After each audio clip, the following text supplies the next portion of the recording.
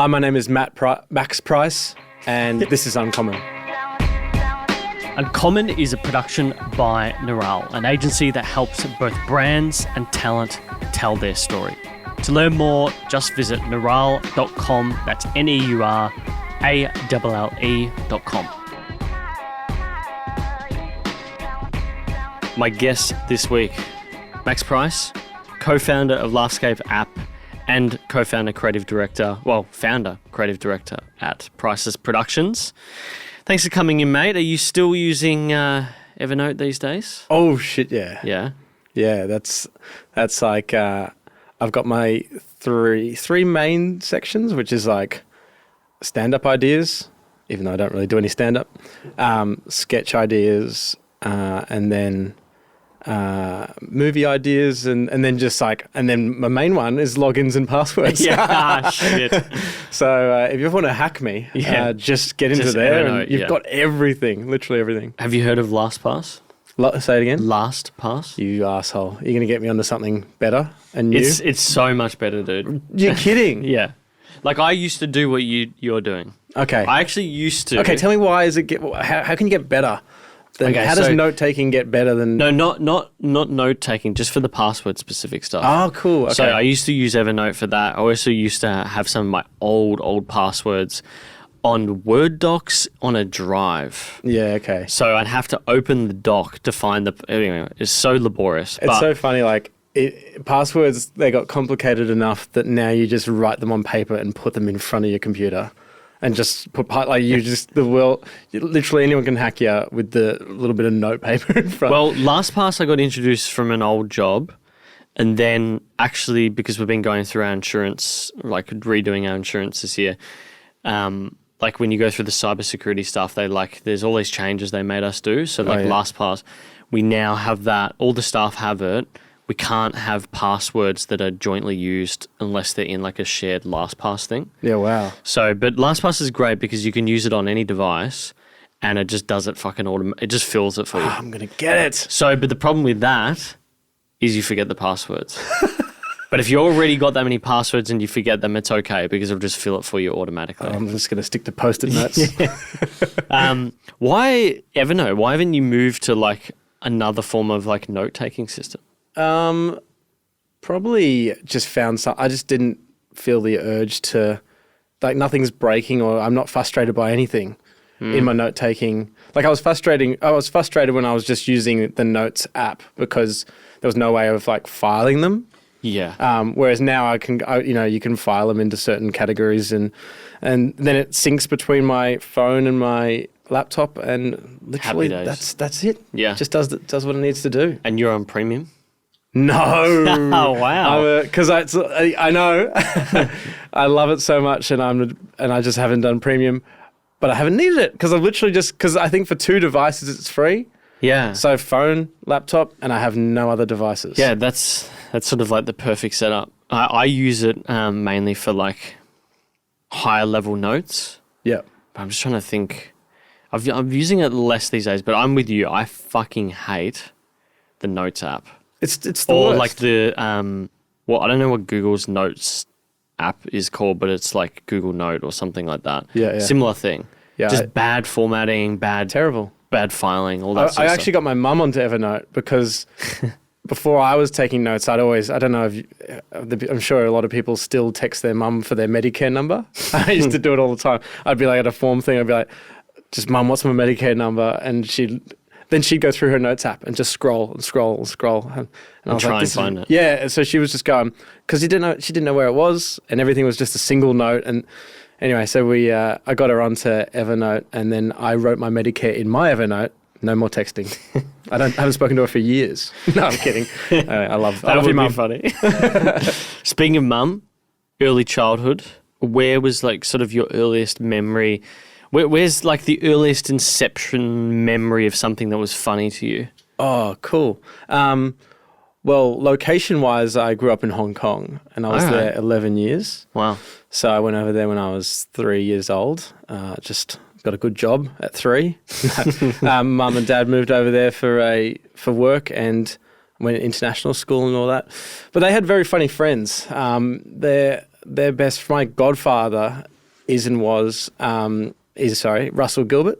Okay. And my parents met through Trevor Marmalade. Really? Yeah. So we would always be going out for dinners, like big, when we come back to Australia, go to Chinese restaurants with the big round table and just watch these, like Russell Gilbert was always on. Like he never ever, he was always performing at the table. He'd be doing tricks. Yeah. Taught me the first ever trick he taught me was getting a chopstick and kind of putting it up his nose and hiding it behind his hand and then biting it and pulling it back out and making it look like it's going up his nose and out his mouth. No. I learned that when I was like two or three. And then, but the thing is I didn't learn how to do it. The story goes, and I don't really remember it, but he did it in front of me and was amazed. Then they all went back to eating, and then they looked over, and I was just shoving a chopstick into my brain. And they're like, whoa, no. I hadn't learned how to do it. So this is Russell Gilbert at the peak of his powers. Oh, probably. yeah. So I actually was on he had his own sketch show. Yeah. So it's so funny to that was think a classic. that years later we ended up doing our own. But I did a sketch on that show where I played like his son. Great sketch, actually. It's I play cricket, and Russell's got two sons. I'm one, and there's another kid. And then we're playing backyard cricket, and he bowls me out, and then they win the game, and they go in, and then I sit down, and then there's an illegal bookie that comes over and hands me like a briefcase of cash, like I fixed the backyard game. Yeah. And he goes, "There's plenty more where that came from." I go, "I know." Dad, do you want to play another game? Just fixing backyard games. It's a fucking funny sketch. That's so funny. So yeah, I was kind of always, I had a really good education in humour, I think. Well, to be honest with you, this makes so much sense as to why you got into the area you eventually did. Yeah. And maybe you just were like in your head, maybe you didn't realise it. Totally. I did not realise it. In fact, it's only right now I'm realising it.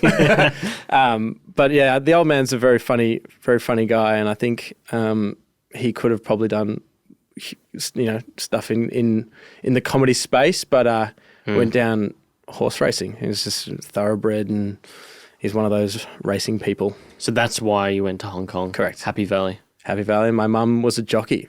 So really? Yeah. Fuck. Mum was a jockey. Dad loved punting. That's it. The rest is history. Wow. So what year you would have been like a year older than me, right? So 89? 89. Yeah.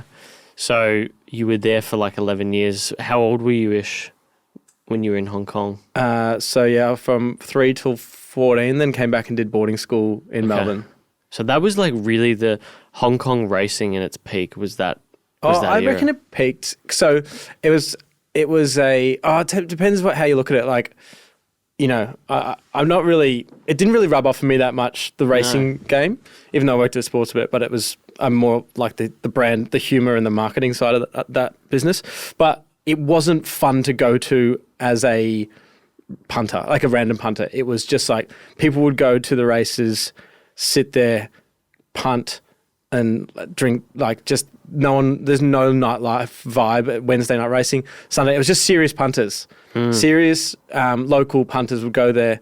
And then probably when 2010 onwards, someone was hired at the Hong Kong Jockey Club to say, there's an opportunity here to make this like a really fun tourist event to come to. Wednesday night, Happy Valley is in the middle of the city. You have this amazing, like, it looks incredible when you're in there. Yeah, at night with the lights. So then they turn the public area into like all these beer tents, and they put a stage on there, and then band would play in between races. And to be honest, it's almost like the racing gets in the way of the party. Yeah. Yeah. It's so funny because I remember reading this book about, I think it was an Australian guy. I also have this sense that he's potentially the same guy that funded Mona. Oh, yeah. Yes. Yeah, he's a racing guy. Yeah, so there was this guy that, he wasn't like a counter. He sort of, I don't know how to explain it, but he used maths to basically work out the odds on a bet. Yeah. And he would sort of apply that bet to each race at a time. So let's say you have 10 horses that are racing and each has a probability, then he would work out to apply $1 to this one, and that would equal $1 to That's this right. one, $2 to this one, 3, etc. And it would Hedge all work, his bets. basically, Yeah. and he would work out what the outcome was. And so he basically came up with a system. But it was so fascinating to read about it because what happened back then in like the 90s and the early 2000s is you couldn't make bets electronically. Yeah. You had to go in and do it at a registered bookie Right. for Happy Valley races. Oh, right. Yeah. So he had this office in Hong Kong, and then he would send runners down to the bookie offices to make the bets.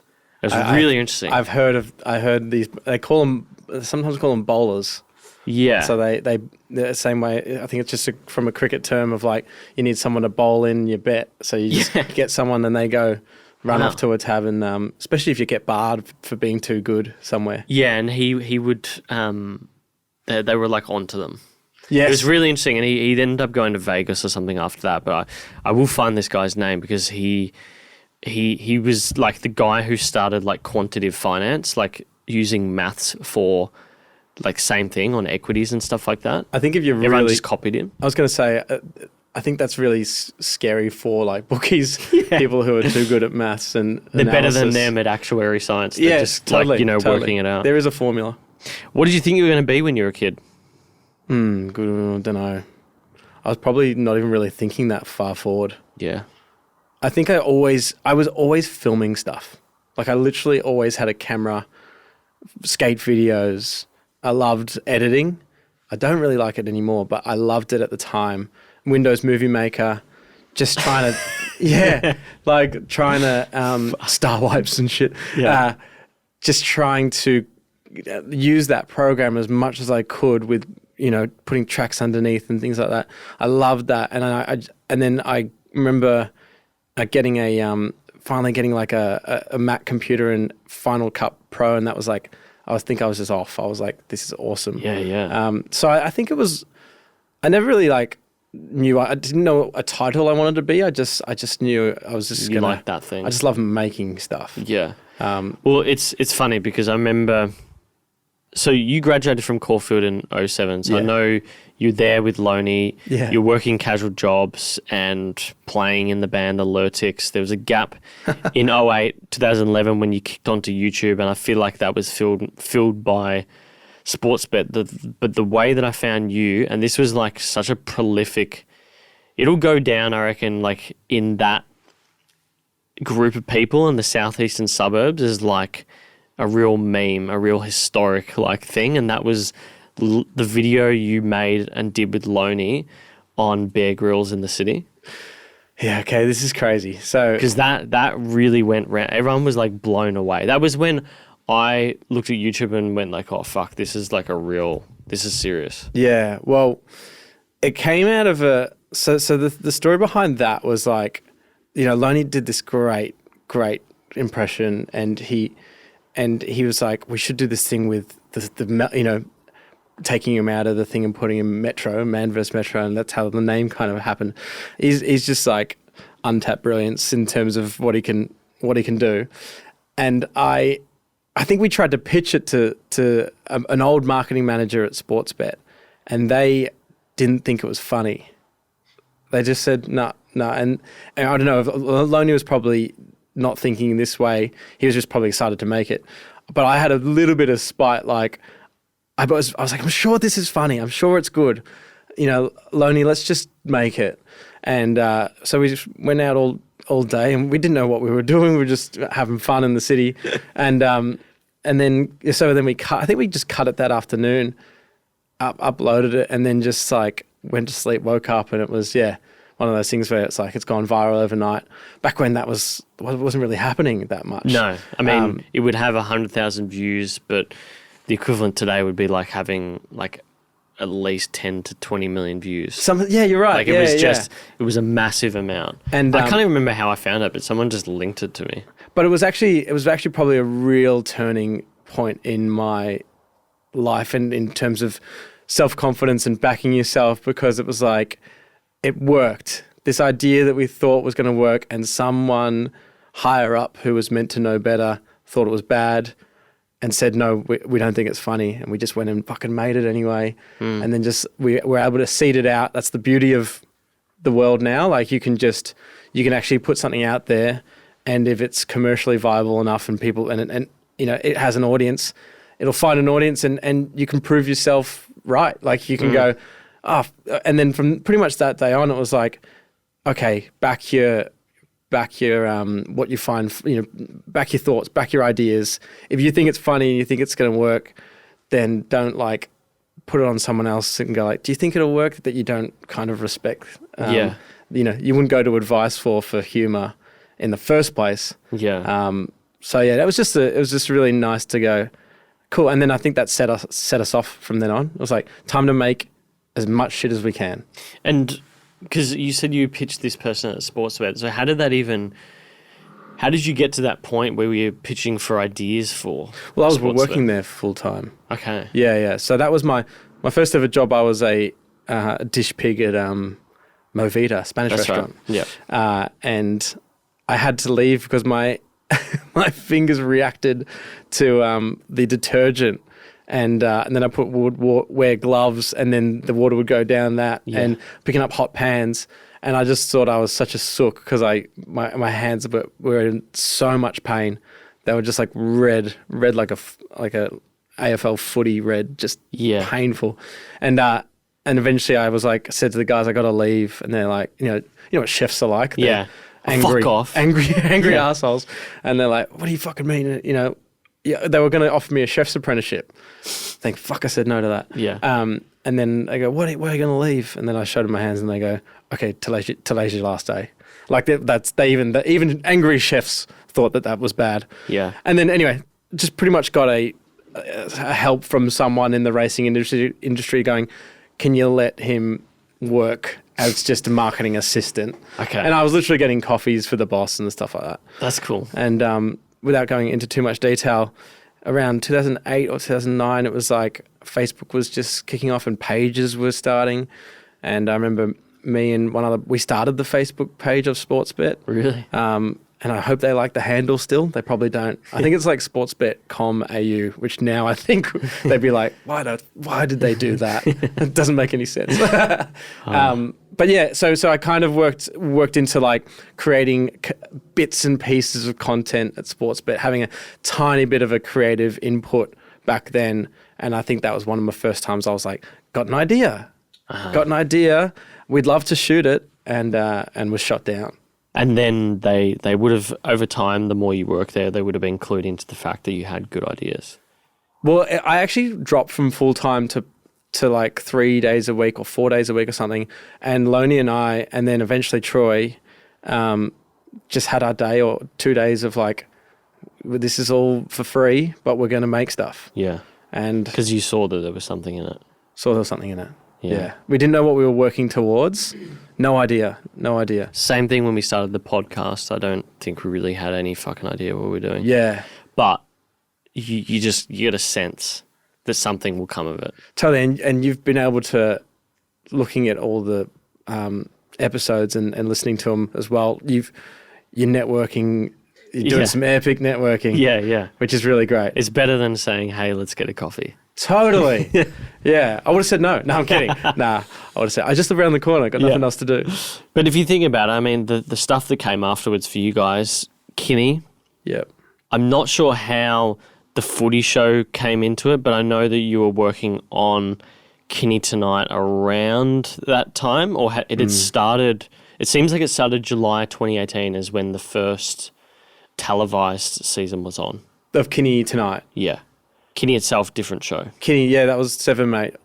Yes. A few years before and that started 2014. Yeah. Okay. That's right. How did the footy show thing come about? I think, doing bits and pieces with, when I was still at Sportsbet and they were sponsoring the show, and I just had like because of Trevor Marmalade and growing up, and he was always on the footy show, and it just seemed like this magical place, like live TV. It was the number one show for years, especially in the footy world. Yeah. I just had this thing of like, I think I had done my like apprenticeship of creating content, like from a social content point of view. And even with like the Kinney stuff, it's very much like, a show like Kinney is right for months shoot for 15 days in a row and all post-production for like a couple of months. So it's just massive chunks. Yeah. And Footy Show was live TV, turning around every week. And I was like, I was just excited to be, to possibly be in there. And I'm like, I'm not going to get on anyone's radar without reaching out. So I just reached out, I think just via email, and I think it was a coffee or something. And then who was it? One of the execs at Jam TV or Nine or?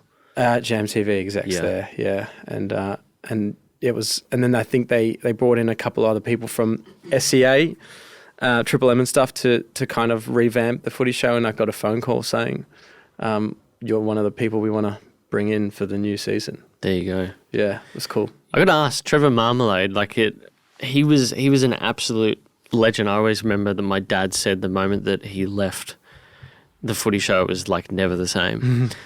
Do you get to chat to him much anymore? I don't actually. I don't. It often, it's that relationship with those two, Trevor and Russell were very much with my parents, and it would always be like, it'd be great seeing them when we all went for like a dinner or something. Yeah. And that just happens less and less now.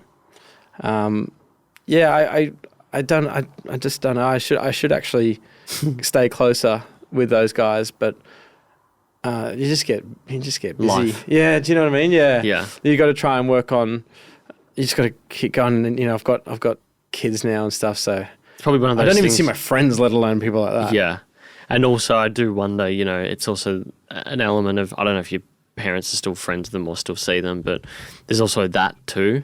Yeah, yeah. I noticed this even with my own parents as I get older. Is like, we had our wedding recently and we have family friends and stuff like that, and some of them you don't see them as much anymore because they move further away or life, they have their own family. The good example of that is when you work full-time somewhere and the day you leave, you go, we'll catch up all the time. Yeah. fucking luck. Never happens. Never happens. If you think about all those different roles and where you are today with Priceless, do you think there were founding principles that you pulled from all of those different experiences, whether it was Kinney, working on shorter series, working on more social-driven series, that sort of is your overarching view on making good stuff today? There's almost two angles. There's two answers. One is like the creative things I learned that I pulled and instilled into Priceless, and then there's the like business side of what are we selling, what are we actually doing. So I actually left Sportsbet once before and started Priceless. Oh, really? And failed, and totally failed. Right. And came knocking on the door again and got my job back. What year was that? Probably 2012, 2013. Okay. The major lesson out of that was I just wasn't ready yet. I felt like I got quite good at the creative stuff. I knew what was working, but I didn't know how to run a business, and I didn't know how to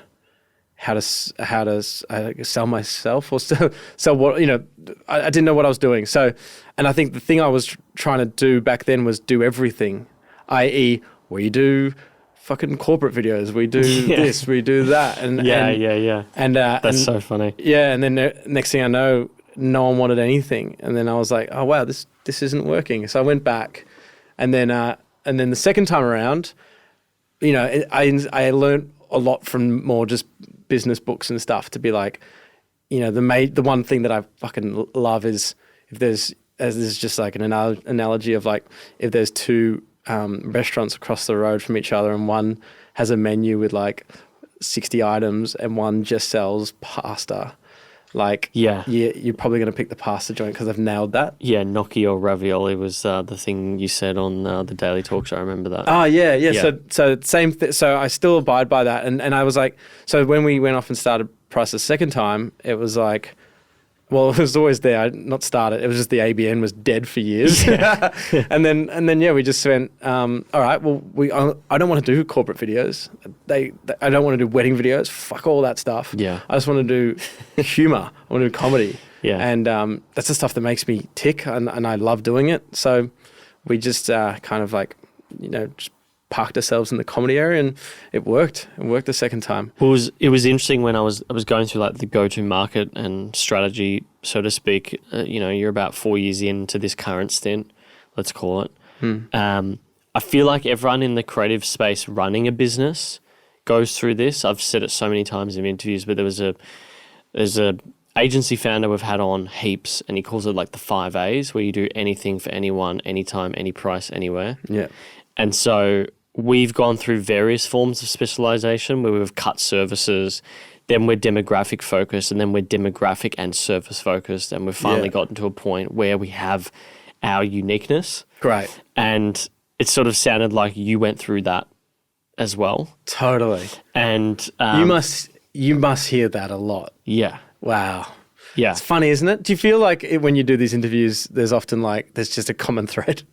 There is definitely. Yeah. In different businesses as well. But the thing is, you're the person, and these other people are the people who worked it out, who are willing to stick it long enough to work that out. We were lucky, for us personally, Lauren and I founding the business, we were lucky to stick it out long enough because I was still working full time and was sort of just working it out. Yeah, great. And testing and testing and testing. And sometimes that's what you need. Like, you just need to prove it and work out what that actually means. And that's like the business lesson. I personally think a lot of people go do MBAs and stuff like that, and I think it's a naive decision. I think they should just start a business. So I've got 2 daughters now, and I'm thinking, how am I going to raise these little turds? And I would advise them, and anyone really, is start fucking businesses. Yeah. Just start selling something. Anything. Yeah. Doesn't matter. Like, literally go on Alibaba and buy like widgets. Buy 1,000 coat hangers and try and flog them. Yeah. And it doesn't really matter if it doesn't work. It just teaches you how to set up a business and and then when you set up your second one, it becomes easier, and third one becomes even easier. Yeah. And it's just like, I'm sure we're going to talk about it soon, but this latest thing that we're up to at the moment, all the bullshit of back end stuff happened in a couple of days. Yeah, not months. Yeah, or a year. and banging your head against the wall, not filling out something right, or not being able to already network with an accountant that can help you. All these little things. All that shit's done. Yeah. How to do your BAS. Ugh. Contracts. Just software payroll, too. yeah. Like shit where you can take a photo of a receipt and it sucks the information out. Yeah. Oh, Xero. fucking brilliant. Yeah, Xero. Xero. And this thing called Dext. It used to be called Receipt Bank, and I think they just rebranded themselves. Okay. But it links to Xero. Yeah, right. So you just take a photo of any receipts and then write a comment at the bottom, and then it's zapped done off, and I don't really know what happens after that. Wow. I don't need to. Yeah, all those little things that just what was the thing Jacob raised recently where he was booking interviews and it was like a back and forth thing, and he was like, we should get Calendly. I'm like, oh fuck, why didn't I think of that? Right. Like, it costs $14 a month. Yeah. And his time is worth more per hour. Great. Like, what the fuck No, are we mate, doing? it's brilliant. All those little things that you learn along the way. 100% agree, because otherwise it's just make believe and fairy tale and playing around. It is. Well, it becomes that scary, unattainable thing. Yeah. Because it's just like, if you think of trying to start a successful business, it's fucking massive and scary. But it's not until you do all that little bullshit, and then you can and then it doesn't become scary anymore, or as scary. As scary, yeah. I think it teaches you how to get shit done. Totally. When you think about your specific niche today and where that goes, the way, to me, it's kind of obvious that you guys become a really good creative agency. Man, you're good. This is true. Because like what you do really well is make good ads. Yeah, I think I'm always going to kind of refer to Sportsbet because it was 10 years of my life. Yeah. But they really showed me investing in ideas. Like they would make sure that they would they'd brief a few creative agencies and not just one, because they wanted to try and make them, they wanted against each other. They valued the best idea. Uh-huh. So they'd spend a lot of their budget on the idea. And, and I feel like generally a lot of people would rather invest in production.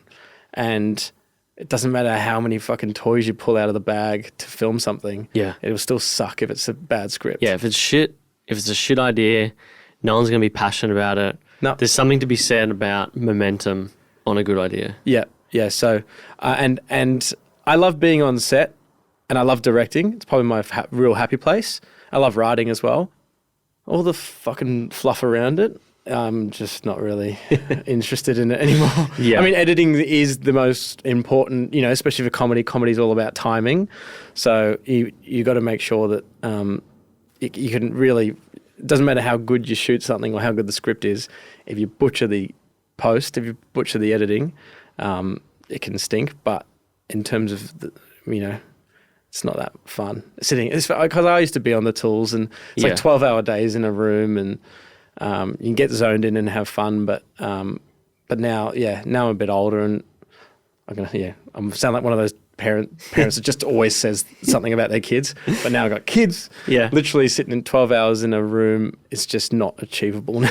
So if you want to get to the best possible idea and picking up what you've learned at sports bet, and I feel like comedians have this really, really well. Every comedian I speak to always writes every day, or is doing some form of writing, which is like the best ideas in an ad agency creative world is from copywriters, people who are just writing, fleshing out an idea. What does that look like for you? If you get a project, you're the creative director, what are you doing? Are you getting it all out of your head first and then handballing it off to others to spitball? Well, for like branded pieces and stuff, it starts with like to be honest, a brief. Just businesses who engage with agencies really should spend time on a brief. Sometimes they think they can just like, oh, we just need a video for this thing, we want a brand video or something. And if you don't have those barriers up, say it's like a bowling alley and a strike is like the ideal thing. If you don't have boundaries up and you put those things down and you could just go gut it, you could just gutter ideas all day. Yeah. I mean, or you might strike gold, but if you put up barriers like we don't like this, we want a bit of that, and this is the demographic we're going for. These are the people we're trying to find and convert. Blah blah blah. If you give us those things, then it turns more into a creative jigsaw puzzle. It actually it becomes more problem solving than creative. Yes. But that's for branded pieces. For Kinney and sketch show stuff, it's just like at the pub drinking with mates and going, that's fucking funny. Evernote, write it down. Yeah. And then you'd probably have like a writer's day or something like that. Yeah. So last season, Troy and I flew up to Sunshine Coast and had a writer's week. That'd be so fucking fun. Yeah, and it was like I would do a lot to get back in that situation again. Because it's funny, a lot of them, you know, you have mates where you want to go and do things and go to pubs and drink and all that. Troy and my relationship is very different. It's funny. It's like we've only gotten drunk together like a handful of times. Really? Yeah. Wow. But we loved it. Like, we have a good time. But we're always like, we're very much in like we see each other to get something done, to film something, to write something, to edit something. And it's really good. It's a great relationship compared to all my other mates, which is like, let's meet and get drunk. Yeah.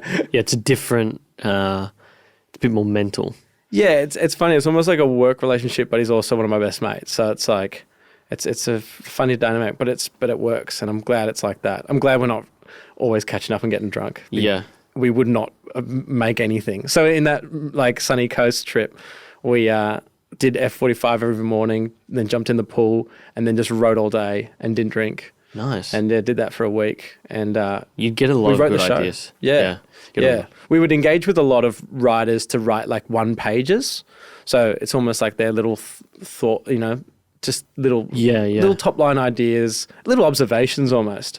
And then we would kind of go through each one and be like, and then just spitball how we could build it into something. Yeah, because I've heard Mark and Seb at Stepmates talk a lot about, like, they'd have like a writer's weekend when they're working on a campaign or one of their episodes or something like that, and they'd get different writers on different episodes. And I'd love to just be a fly on the wall for a day just to see what that's like. But it's funny you talk about on the branded point of view, because that's what I feel like you can pull from working on productions into the branded space. It's just articulating that to the client. I feel like we had this recently where we don't do any work unless we get the strategy component. Yeah. And oftentimes the strategy component is just giving us time to think about it. Oh man, absolutely. Which is so valuable, because the problem is if you don't have that and you're just getting into the sort of execution side of things, it hurts you anyway. Because if the campaign's shit, they're like, oh, well, it's your fault. It's totally right. So I always say, well, it's a bit of insurance for us and for you to make sure that this is good. And also, it's funny, like Sportsbet valuing the idea so much that they invest so much into that's really enlightening. Money, and they invest so much money and time and effort into rounds of pitching and rewrites and all this. And then you'll get approached from another brand and they'll be like, can you just send us some ideas and then we'll see if we want to do them? And it's like, you can go fuck yourself, to be honest. Well, that takes time and That takes time, because what is it, the 5 A's? Yeah. There would have been a time where I go, yep, and then we'll go and write, spend half a day I would on do ideas. that in a proposal. I'd put all of the strategy in the proposal. I had one person recently, and this is the problem as well, is some brands are used to it. So I had this brand, it was like, just imagine one of the big 4 consulting international firms. They've got a digital venture section and they work with like big corporates to create startups. Yep. And so there's this guy who works at the venture firm, and he's like, okay, I'm the head of growth guy. I've got to hire all these people, but in the meantime, I need you to run this influencer and paid campaign. I'm like, cool. Get all the specs, put it into a proposal. And he's like, can you give us an idea and strategy? I'm like, yep, this type of person generally. But we'll work it out in the strategy section. He's like, oh, you can't give me any more? I'm like, no, you have to pay for that. Man, and then sometimes they make you feel like shit for that. They make you feel like shit like that, but I don't. I guess I've learned to not care as much, which is hard. Which is hard. Because you got to realize they're not going to be a customer. No. As soon as they think like that, they're not going to be a customer. You got to learn to just like, there's some people that you're not going to work with, and it's just not going to work. Same with like, they just don't get it. It's just like any like relationship, really. Yeah. It's just like that is a massive learning, actually, just to be able to go, thanks, but no thanks. Like, you can say no. You don't have to do fucking everything. Yeah. You get a cold lead, an email comes in, doesn't mean you're about to go into business with them. Yeah, well, and that's the tricky part about being an entrepreneur, is because you're so optimistic that I don't know if you're like this, but every lead that comes in, I'm like, oh, definitely going to be a client. Yeah. And the reality soon starts to seep in that, no, it's not always like that. Like maybe 20, 30% of them are going to be. It's only just been a thing for me. Yeah. Yeah. And it's been awesome. 6 to 9 months, the last 6 to 9 months I've had that.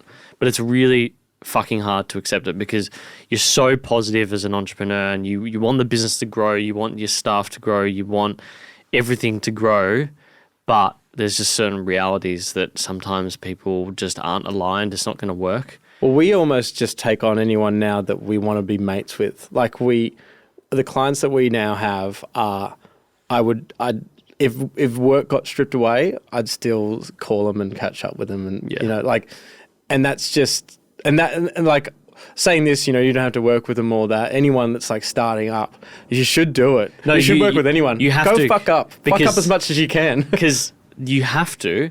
Because then we don't have to take them on. Yeah. But also it will teach you. It'll teach you about the type of person you want to work with. Exactly right. And the type of stuff you want to do. Yeah. You have to go through that period of the 5 A's, I reckon. Yeah, you do. It's just like it's like being initiated into a cult or initiated into like a sorority. Isn't there or some something. Gangs and they all like beat the shit out of you, and then they're like, "You're in now." Yeah, you're in the club. You got to do getting the shit kicked out of you. The initiation, yeah. That's good. And you've got to survive it, because otherwise you won't. It's such a competitive industry, you just won't survive it. Yeah, you're right. Yes, you. Are you intrigued by this episode? If so, go to our footer on the website, neuralle.com, neuralle.com. We're going to give you an insight. Each week it's going to be on business, marketing, or a topic that we covered in the episode. At all, we would love your support, and it would help us in developing the intellect around this series. But without going on too much longer, let's get back into this episode.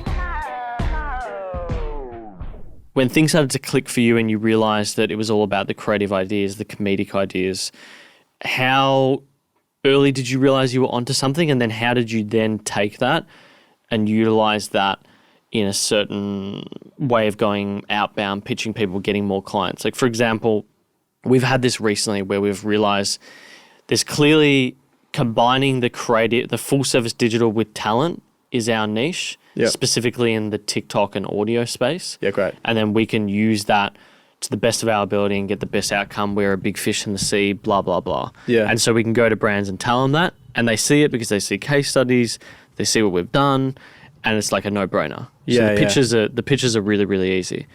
When did you have that? And was there a particular moment at all? So the catalyst for me was like watching marketing budgets from Sportsbet shift from like traditional media into social. Yeah. And there was a great internal team at Sportsbet. A lot of them are still there because it's brilliant. It's so much fun there. In fact, I'm still doing stuff with them. But I was, with the internal creative team, I was very much involved in the creative writing, coming up with the ideas and workshopping, writers' rooms and sending scripts to each other. And then on the day I would often direct them and then I would edit them. And I was like, oh, hang on. And then I saw the budgets that we were working with start to like double and triple. And we were like, and Sportsbet were very marketing first. They're very innovative in terms of the way they go about marketing. And I was like, oh, wow, if this is happening now with Sportsbet, I think it's going to happen with a lot of other brands. And if I can comfortably do most parts of it, then maybe other brands would like this. And that's when I decided to go and, leave and say I am equipped to make these viral-esque comedy social videos for other brands. What I wasn't ready for was pitching and becoming, because it was sold into the business what we were doing. It was already sold in as a strategy. So I didn't have to knock down any doors within Sportsbet. It was like, we've got to make this many videos and you guys got to go write them and make them and enjoy and have fun. Yeah. And then you go away and you're like, then you leave and then you knock on doors and it's not sold into the strategy. No, and no one wants to hear from you. No one's to hear. And they're like, and then you go, what? How much for social video? It's like, well, and then you realize that the grass maybe wasn't greener on the other side, and it wasn't greener for a while. To be honest, I was confident in the ability of the output and the stuff that we delivered, but the pitch stuff, it was tough. But in saying that, I didn't realize how important the 10 years of Sportsbet was to other brands. Yeah. So when I would tell marketing managers I did 10 years at Sportsbet, often the brands that were looking for stuff that I did used to say, we want to do what Sportsbet does. Really? So I was like, oh, cool. Well, that's what I did. I did that for 10 years. So that helped. So, but I didn't realize the weight of the authority of it. Yeah. Because I was just in, when you're in a big company, you don't know what it's like outside. Yeah. That's so funny. Yeah. Well, how long did it take until you had things like, I saw your recent ad with Big Four. Oh, yeah. And did you notice that there was a switch where people were coming to you? Or was it simply just you had these relationships already with marketing managers? Yeah, there was a little bit of a switch where we started getting hit up, which was really nice. But it's still not. It hasn't swung the other way. We're knocking back emails. But it'll take. You get to probably 10 years and things will start to shift. That's what Dan has always told me. It's that 10-year mark. 10-year mark. Yeah. Well, it's an interesting space because we're not exactly sure, social content is the thing we want to do for much longer. We've done TV shows. We love TV shows. There's streaming opportunities everywhere. Yeah. Every comedian I know is getting bits and pieces on Stan and Netflix and stuff like that now. So we feel that our apprenticeship's almost done in, commercial TV space and, we've got this great following on the Kinney page, which is almost 1 million, and Troy and I and there's even Luke Goodall and I, we're starting to open our horizons on something in a longer form. Yeah. That excites me more than social content in 5 years. Because I don't know what's going to happen with Facebook and stuff. It's a little bit of a sketchy time for 3-minute-esque videos. And to be honest, we've done sketch for 10 years. Yeah, for years. So creatively, it can be a little deflating where you write a world and you write these characters and they live in this world, and then it all lives and dies in 3 minutes or 2 minutes. Done, killed off, never to be seen again. Maybe what over time you guys need to look at is more streaming TV, long form type stuff, and from a creative point of view, you just only take on the best of the best. Because I sort of see you guys a little like those small agencies that existed in like the 80s and 90s that were huge. Like, I don't know if you've ever heard of them, like Mojo. Mojo was like, they came up with like the Shrimp on a Barbie campaign, like these big campaigns, but they were never a big four agency. Yeah. There was like 10 of them, maybe. Yeah. But they worked on big fucking campaigns. They might do 2 a year. Yeah, that would be good. Jungle's a good one. Yeah. Jungle, they do TV and big campaigns. It's been a while since I've kind of looked into their stuff, but I remember kind of seeing what they've done and going, that would be great. Yeah. So Jungle Agency. Jungle. I don't know. Yeah, it might just be Jungle Entertainment or something. We'll link that after. Yeah, get them on. I'll watch that. So you seem to be equal thirds Laughscape, Priceless, and Kinney. We've spoken about both Kinney and Priceless. I have to ask before we jump into the Laughscape side of things, is there anything in particular you've learnt with working on networks in that space? What is happening there in particular? In traditional TV? Traditional TV? Yeah. Don't know. I don't know. Are you guys going to do another season? Do you know if you've been signed for another season with Kinney? It's still up in the air, I believe. Really? But what I have learnt to a certain degree, just for protecting your own well-being and mental health in terms of like, because it's such a cutthroat industry. When we did Kinney on Seven Mate, we did 2 seasons and it was going well. And then I sometimes describe it to friends as when you get the show, they put the lanyard on your neck to get you in the place and go, fucking, well, come in, here's your seat, enjoy it. Oh, hallelujah. The moment you deliver the show, they're like, give that fucking thing back. Yeah. And then you get another season like, have it back again. Have it back. And then they get out, kind of. But that's how it works. That's no detriment to, that would work on any network. Yeah. As soon as your show stops, there is no place for you. Yeah. And that's not an issue. I'm not blaming them for that. That's how it works. But it was shifting your mind to know that like you are loved until you're done. Yeah. And then, and just being able to maybe have enough stakes in different fires. So if something drops, something gets picked up and I think, we might end up talking, we'll talk about Laughscape in a second, but that was another way of having something else going. Yeah. In case this next season doesn't get up, I can, it's just keeping busy, really. That's a major lesson. Like, if you keep busy, then opportunities will just keep presenting themselves. But yeah, it's, if anyone getting into it, do it, but just be ready to be. Yeah. You get axed. Shows get axed. People get axed. Yeah. You'd be full time to nothing overnight.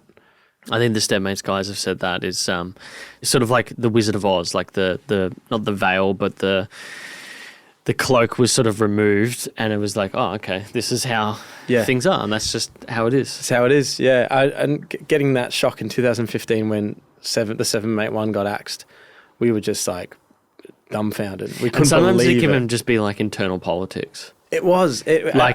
I'm pretty sure when the Stepmates guys sold their show, was it James Warburton who left or came as the new CEO of Seven? Yeah. And like they were just like, they were saying this on the podcast, like the execs that they were dealing with were just like, just keep your head down, just keep quiet. Because like he was axing things left, right and center. Yeah, right. Because like, you know, each new CEO and their management team comes in and they need to stamp their authority. Absolutely. So sometimes it's just that. So you're right. It's so many variables that you can't even count them. Programmer who just decides you're on at 9:30, not 8:30. All those little things. You just, you know, some extreme left-wing people don't like something from 10 years ago. Done.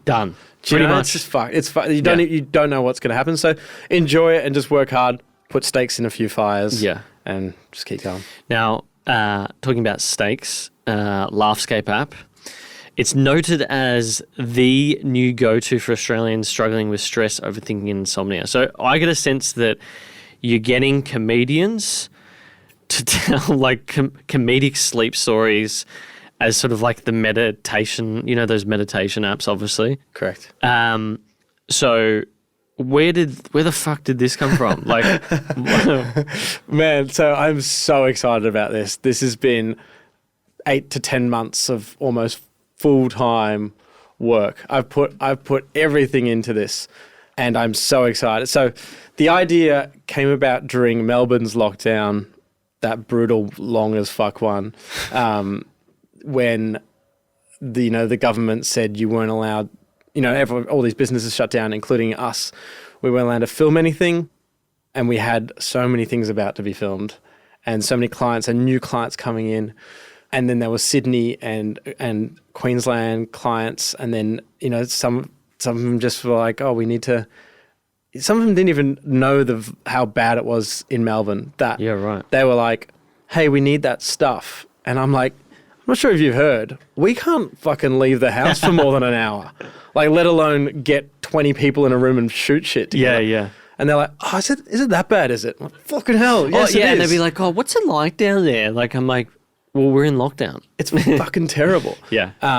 So we actually, then there was and fair enough, there were some people that stuck with us, and then there were some that just went, look, with this campaign can't be moved, and we need the content. We're going to have to go somewhere else. We're going to have to go Queensland. We're going to have to go Sydney, and just we lost work. And I'm sitting there, when you do run your own thing, you feel like you're in control because the harder you work, the better. Yeah. And there's nothing I could have done. There's nothing, and I was so fucking angry. Yeah. Because I'm in saying that, I was like, I gotta give it up to us getting back on track, and now we could kiss each other right now and we wouldn't get in trouble. Yeah. Which we'll do later. But yeah, it's still, I still couldn't help selfishly being angry that I couldn't work on this thing I've been working on for years. You rightly should have. You should have been pissed off. So stressing, drinking more, all the things. Yeah. Fucking mental health declining. Not to a bad way. Like, you got a family that you need to look after? I got a little girl, and then, and my partner was pregnant at the time with her own business and nothing else. Yeah. We're just sitting there going, I'm watching emails coming, going, sorry, we're out, this, that. And it was just like the worst, the fucking worst. And then I was like, I do need something for my mental health. I need something. Calm. I downloaded Calm, and I listened to these. I was like, oh, I'll try one of these like sleep story things. And I looked up, and it was fucking popular, this app. Hugely popular. And had Matthew McConaughey whisper things to sleep. And I was like, what the fuck? Do people listen to this? Does this work? I couldn't believe it. And I couldn't actually buy into it.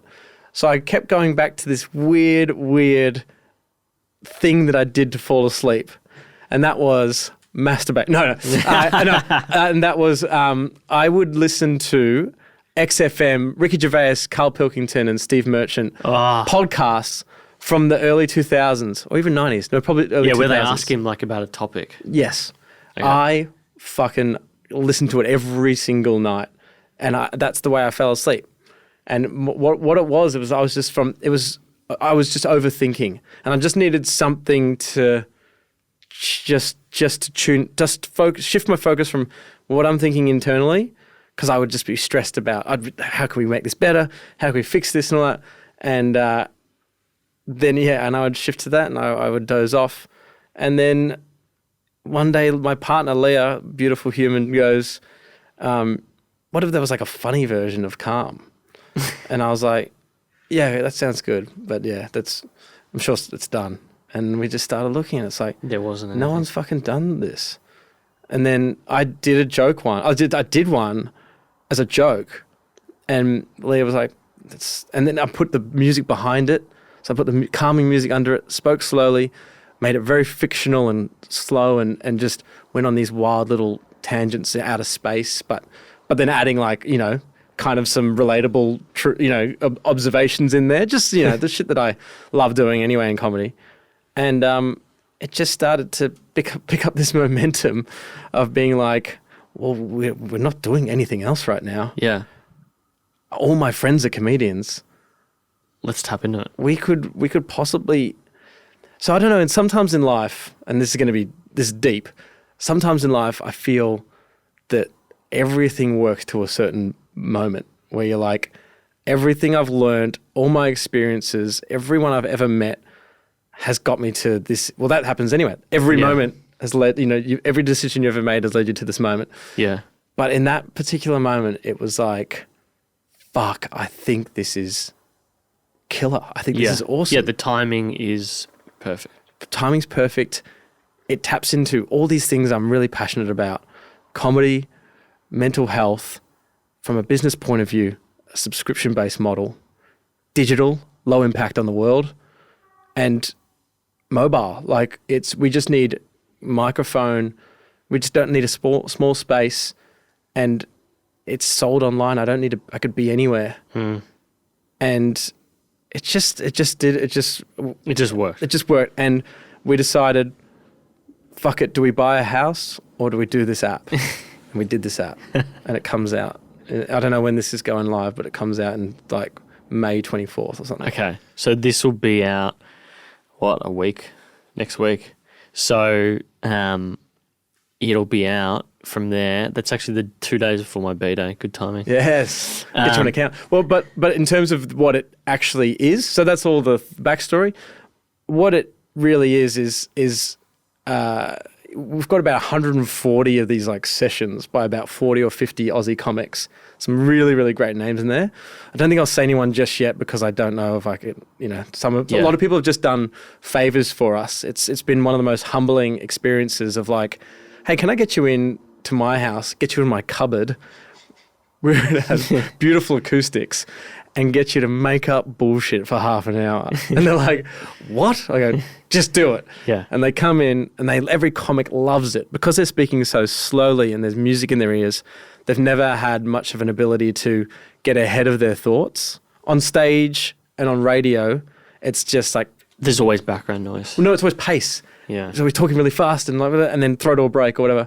Or on stage, you can't be talking like you're in a meditation fucking app. Yeah. So every comic has been able to slow down and speak a quarter than they would on stage or radio, and then know where they're going to go next and take break. They can stop because the music gets louder when they stop talking, and it just becomes this like really great, almost therapeutic experience for comedians. Yeah. And they're all walking out of the cupboard at the end going, "This is fucking. I love doing this. I feel calm and yeah, it's meant to be anyone who can't really buy into full-blown meditation. It's there's like doing nothing for your brain, which is, at night, which could just be like drinking piss or, taking tablets or watching screens until you pass out.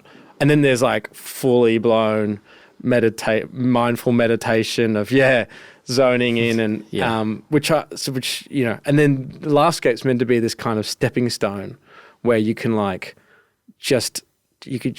escapism without screen time, without alcohol, and laugh and just kind of smile. And the stories aren't important enough to tune in till the end, so you can just kind of listen to it and tune out. Have you got a price?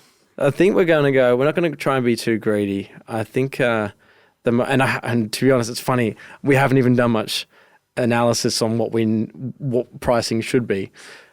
So we just plucked it out of the air, but it's going to be $6.99 a month. Okay. And you cop a 20% commission from Apple. Yeah, you do. Yeah. Yeah, you do. We've been working on a. This is why I'm intrigued about your go-to-market, because I can really see this succeeding. Like, really can see it succeeding because it is novel. It's just purely from an access point of view. Yeah. You can now access comedians in a different way that you couldn't previously. For sure. That in and of itself, to me, is a reason why I would happily pay $6.99 to try it for a month. Yep. Yeah, great. So that's like exciting because this is probably the first time I've ever talked about it. really, Like with cameras and microphones. Yeah. Like I honestly have kept this thing Under so wraps. quiet. Yeah. Because I really want to explode with it. And there's two ways that you're going to succeed. And the first is you've got to do Apple search ads. You have to do Apple search ads. And the other thing that'll make it succeed is editorial success. So if you've got the Apple search ads, it'll push downloads. But I think that you've got enough a connection in the media space that you will probably be able to find the people at Apple to contact them and push them in some direction. No shit. It can get that personal. That's what it is. Like, that's nuts. I spoke to the guys at iHeart, and they told me that you can do a billboard, you can do a social campaign, you can advertise on other podcasts, or you can get editorial. They call it editorial success. Yeah. I don't know what the fuck that means. The way I see it is, it's just like you're there on the like featured section. Yeah, sure. And that is everything. Yeah, no Being shit. featured is the guarantee to success. All the others, meh. Yeah, wow. And the only way to do that is to know people or get noticed. Yeah, because this is this thing we're about to. That's what you're about to embark on. Yeah. I would focus all my attention on the search ads and editorial success.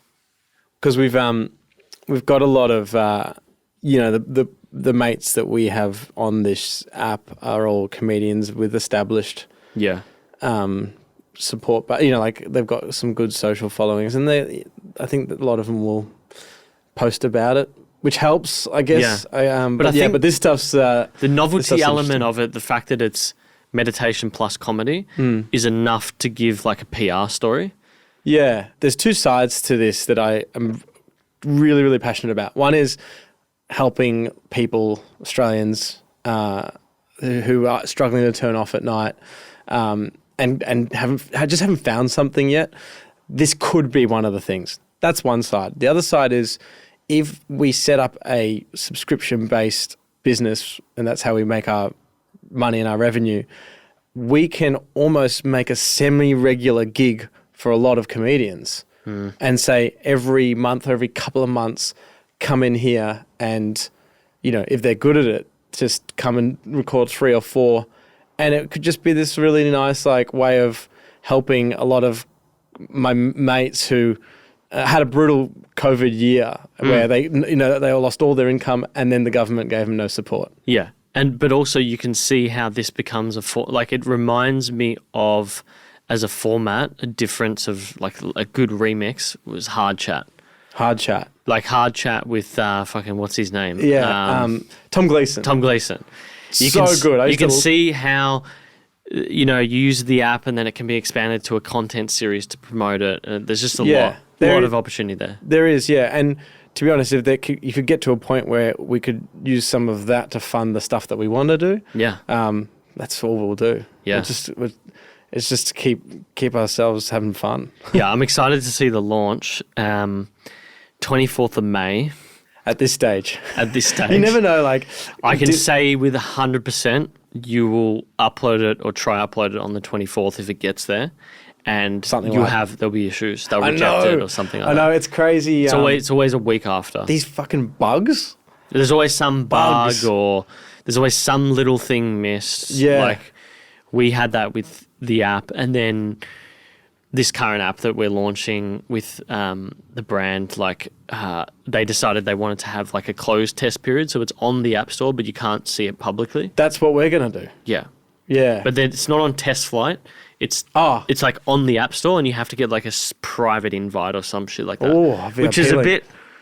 I'm just, that sort of thing is is interesting because I've never done a launch like that. I feel like it's a newer feature that Apple offers because I was always so used to just using test flight and then you just launch. So test flight's what we're in at the moment. Yeah. And that's why you've got like the build on your phone right now. Yeah, but they were doing it through another app called App Distributor for like months and months, and then I think they've just flicked over to the test flight. Probably because they're now finally got a build that can be supported on the Apple. Yes, store. yeah, I think it's like ready to be submitted or submitted as we're talking right now. And we also do Android. We're doing Android as well. Oh, you did Android as well. Wow, that's good. So it's available. Apple and Android. Yeah. We'll make sure when this comes out, Jacob, we should make a little note that the app is launched. That'd so awesome. if you got promo material, you can send it through on that day. I will. Yeah, because we've only just spent house deposit. I've got kids. I'd love to keep both of them. Sorry, that's a Tom Seagate joke. Yeah. You don't want to have to sell them. You want to keep them. I want to keep both of them. Oh, one of them. No, I want to keep both of them. Before we get into rapid fire questions, I've got to ask, who are the sort of leaders in this space that doesn't have to be specific to apps, could be specific to TV, could be anything. Who are the leaders that you really, really look up to and respect? Oh, Who would you read a book about? Goodness gracious. Australian or America? It doesn't matter. Any? Judd Apatow, I've read his book. Yeah. I really like his stuff. Larry David. Why Judd Apatow? Just because he I haven't got much of a strong acting background or even an urge to act that much, but I love the writing and I love the directing. So it's essentially what he's done, and some of those films that I've seen him make have just made me go, great idea, great observation, great directing. There's just really, really cool moments I've seen. Instead of, I'd read his book more than Will Ferrell's, even though I love Will Ferrell, but I can't relate to Will Ferrell from an improv actor point of view. If you're an improv actor, he's fucking awesome. So it's not saying I love Will Ferrell. I love just watching him, but I'm not as interested in him as I am. More of an affinity towards. Yeah. So that's why I like him more. Larry David, because I just think he's I just have always idolized his ability to crack those small things, and that relatable humor is fascinating to me.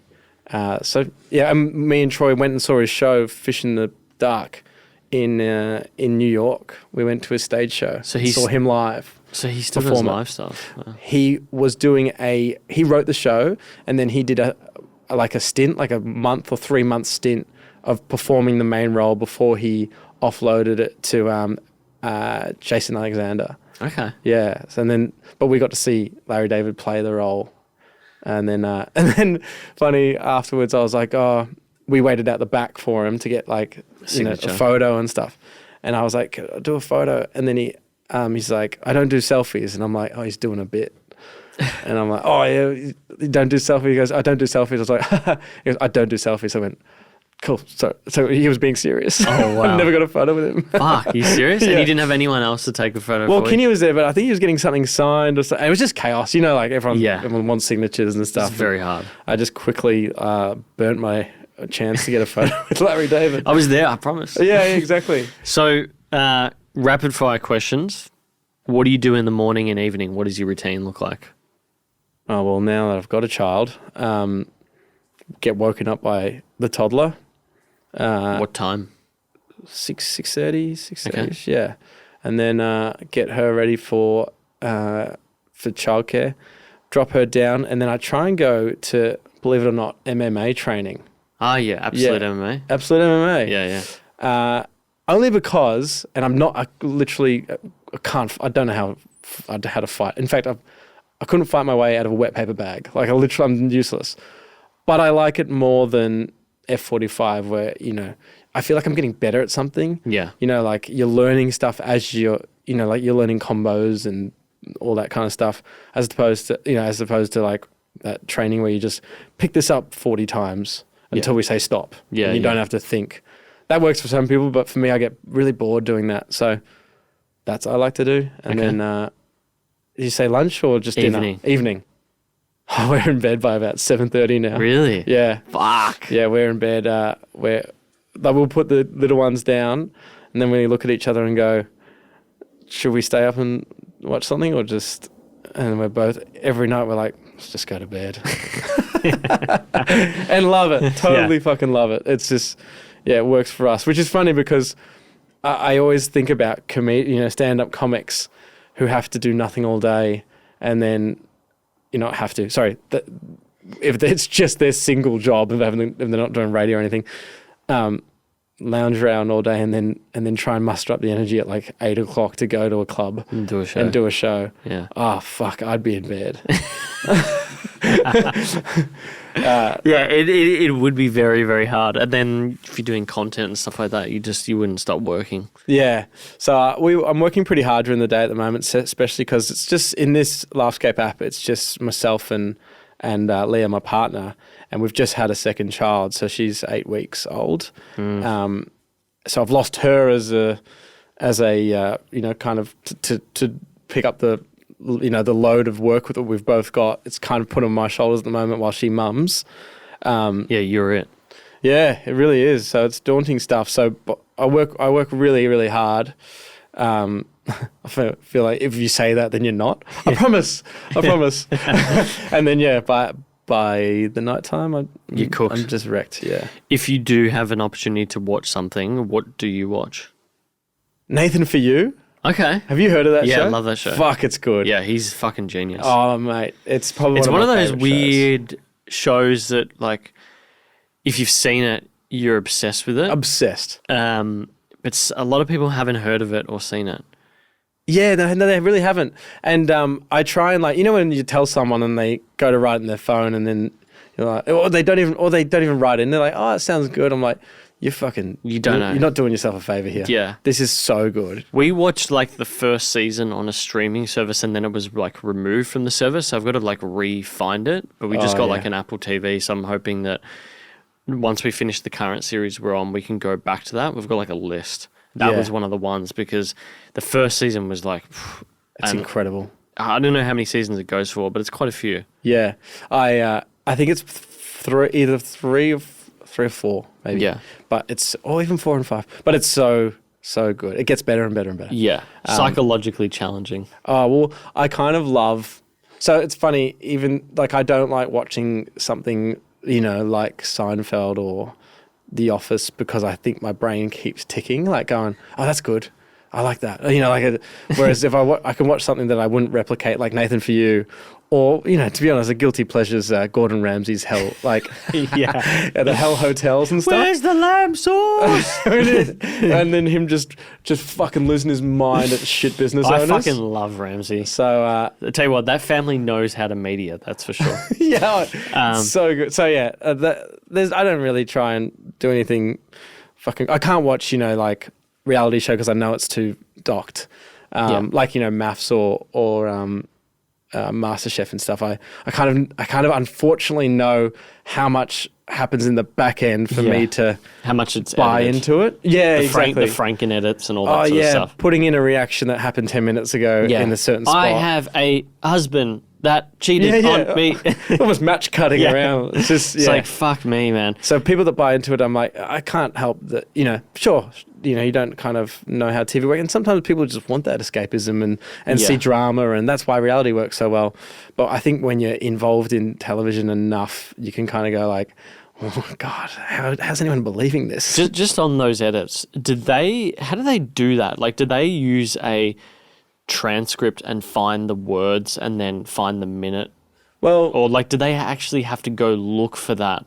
I don't want to piece it all together. Yeah, I don't want to shit can stuff. But if we really generalize some of those shows, not be specific about any of them, they will do things to make you uncomfortable or tired or at the edge, just really running out. They run you out of patience by either getting you drunk or saying you got to sit here for 8 hours while we shoot this and you can't go anywhere. And they just wait for people to turn on each other. And then I think there's an exec sitting in the edit going, instead of her smiling at that answer, remember about 10 minutes ago where she like gave a scathing look? Use that instead. Yeah. And you're like, fuck. Okay. That happens all throughout the world on every reality show. So it's nothing new. It's literally happened forever. That I was just curious because I've just always wondered how they actually piece it all together. Yeah, they can just create their own narrative. Last question for you. Best purchase under $200. I was thinking about this, and I'm going to be a real dork here, but I reckon some sweet books. Okay. Yeah, I reckon just like whatever you want to get better at. Is there anything recently in the last couple of years that you've read? Jada Patel's book? Yeah, that was a while back. I think because I'm doing this, like this more into business now at the moment, I have to shift my energy a little bit into trying to create something that's successful to a degree. Reading a lot of like Good to Great, I think was a really nice one. The Lean Startup was nice. Yeah. Very technical. I felt dumb reading that. Sapiens. Great book. Fuck, I love that. That makes you just be like, whoa, we are idiots. We are simple. We are something like everything. Monkey make business. Yeah. Business equal bananas. Totally. Like that's. Yeah. And so, I feel like I want to reread that book recently. Yeah. I think there's another one now. There's about like everything leading up to this moment and then everything future. And I think I've spoken to someone who's read that and it's like, you'll be really depressed afterwards. Yeah, it's like not a good outlook. I'm a realist, but also I'm sort of tending towards being optimistic more and more these days. And I found that Homo Deus was just fucking way too depressing. It was basically like we're all dead, we're all gonna die. Yeah, it's like nah, I don't want to believe this. Yeah, it's I kind of like then there's and then when I feel that's too full on and depressing and whatnot, I literally just finished the Mike Tyson autobiography. I loved it. I loved it because he's so fucked. Like he's what he would do in like 7 days. I would have never ever done in a lifetime. In a life. Like it's just almost fiction. Probably it is, to be honest. It's probably half bullshit, but. I was just being like, this is nuts. And he doesn't hold back on what he says and everything's covered. And he's a fascinating guy. Yeah. So that was like a bit of escapism. But I want to get into a bit more fiction, but I don't know. I haven't found anything. But yeah, books to get you better at whatever you want to get better at. Yeah. Max, thanks for coming in, mate. Thank you, brother. Where can people find you on the interwebs? Where can people find Laughscape when it comes out? So I've tried to do like everything, say Laughscape app. So you know that it's an app. Laughscape.app or Laughscape app? So the website's laughscapeapp.com. Mm-hmm. We're actually going to get these sleep headbands. Oh, cool. Quickly do a second on that. They're like, I use them every night, actually. They're like a little Bluetooth. They're kind of like a sweatband, and they've got really thin speakers at the side. So you can lay on a pillow and it doesn't feel like it's going in your ear. Mm-hmm. It's just literally like, and then there's a little thing at the front, controller at the front, and it just connects to your phone like a Bluetooth headset. Wow. And that's how I listen to things at night, so I don't annoy my partner. Wow. And it's not headphones, and I end up choking myself. It's just this headband I can like roll around in bed and keep listening to stuff. So there you go. We are. They're in the mail at the moment. I think we've got like 500 to sell on the website. Fuck. Anything else? Don't follow me. I'm pretty boring. Max Price on Instagram. Priceless Productions. We can link. Yeah, we'll make sure that's all in there. But thanks for having me, guys. Thanks for coming in, Max. This is fun. It was good fun. We're kissing now, right? Yeah, we. Right. Awesome. Thanks for coming in, mate. Thank you, mate. Thank you so much for checking out this episode. If you do like it, please subscribe, and of course, like if you're watching the YouTube video as well. We'd really appreciate that. You can also find our Clips channel in the description. For audio, if you're not already listening, you can search Uncommon on Pocket Cast, Spotify, and Apple Podcasts quite easily. For video, if you're not watching, you can search Uncommon on YouTube. And for behind the scenes takes and clips, on social media, then definitely check out @uncommon_show on Instagram. But otherwise, look, thanks so much for tuning in. And until next time, thanks for listening.